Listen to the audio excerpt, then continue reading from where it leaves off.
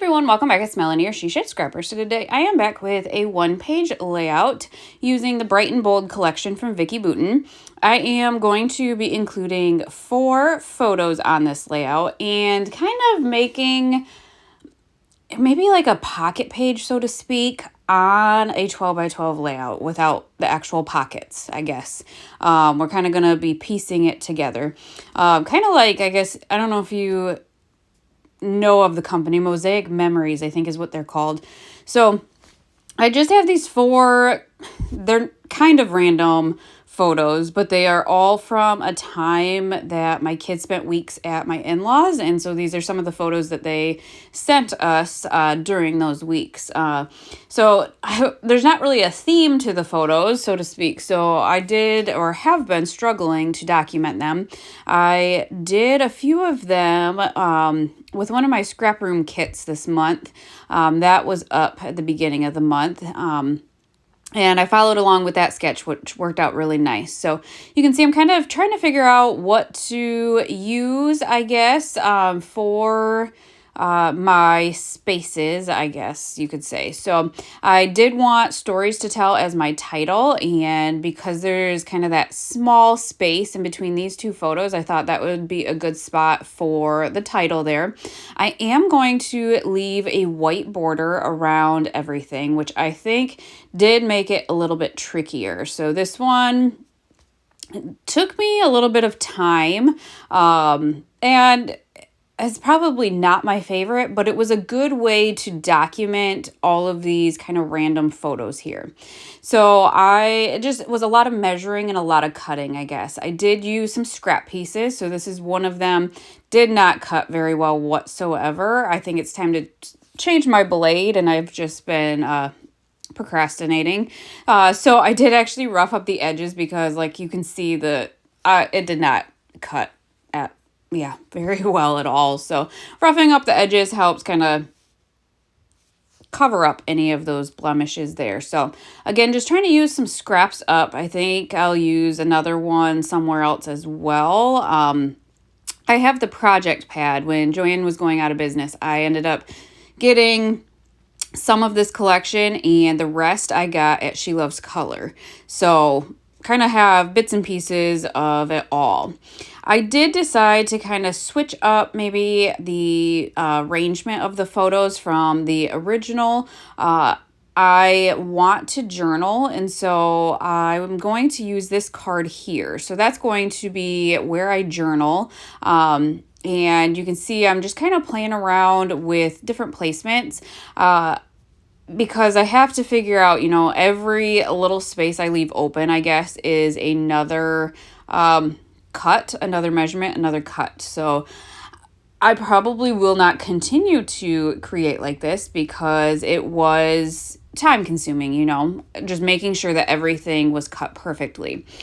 Although it worked really nicely for this one because I am a themed scrapbooker normally, and if it's not a theme, I kind of sometimes struggle actually scrapbooking the photos. So this worked for that purpose. So here I am measuring kind of this small opening, and I'm going to use this scrap piece from the project pad. I forgot that's where I was going with the whole project pad thing, was that in the back of the project pad, there's a subtle pattern on them, but usually there's like a solid piece of cardstock in the project pad as well that matches.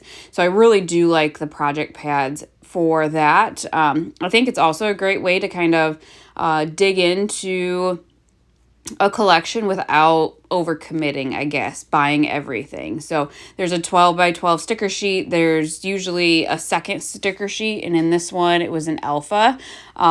So again, just a really good option. I know obviously Joanne is not in business anymore, but a cherry on top has started to carry a few of them. So that is nice to have that option still.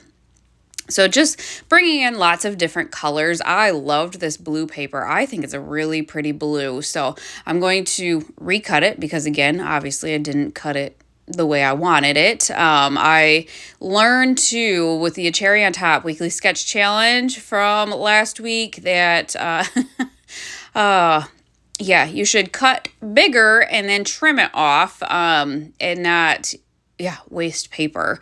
Luckily I had for that layout a second sheet of the pattern paper I wanted, because that cut was, a good amount too small that it was going to bother me. So loved this branding strip, and so I decided to add that. It just brought in all of the different colors, so added that to the top and then used the green here. So again, just lots of, I guess, subtle pattern papers. You don't see anything kind of wild or busy.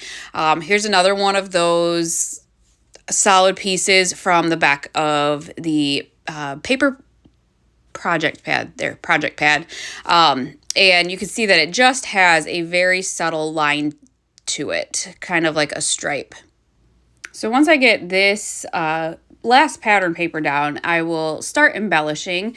And I guess the fun thing was this too, was because there was no specific theme, I was able to use up some of kind of the random stickers or ephemera that were in the collection. So I think I bring in like a bird and a dog and just some different pieces that I probably wouldn't use anywhere else.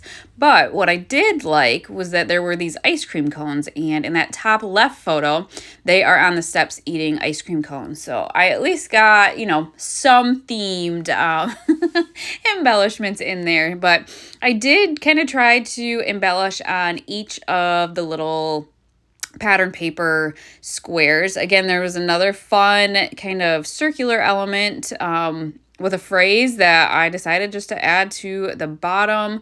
I honestly did have fun embellishing this one because there wasn't a theme, I guess. And there were just so many different options that, I don't know. I didn't feel limited, I guess, in a theme. I know I'm contradicting myself in this entire video because, I do really enjoy a good themed layout. But I guess when there's not a good theme to document that, using up these kind of random embellishments that I wouldn't use otherwise is kind of fun as well. So there's that little dog. They do have a few dogs, but I just thought he was kind of cute, so why not spruce up, I guess, the journaling a little bit and add him to the bottom, and then just kind of adding that ticket and that phrase to the top. I think I will end up adding a bird to that top cluster as well. Found a phrase I like, so added that to the dog. Gonna commit to this fantastic. I wish with the arrow as big as it is, it was over to the right of the page a little bit more. But it is what it is. Again, it's used up. There's that little bird sticker that I ended up using. And then I think really I'm only going to end up adding a few pieces to the title. You see, I put the title more so to the right of that green paper in, I guess, predicting, I don't know, that I would kind of add something to the title,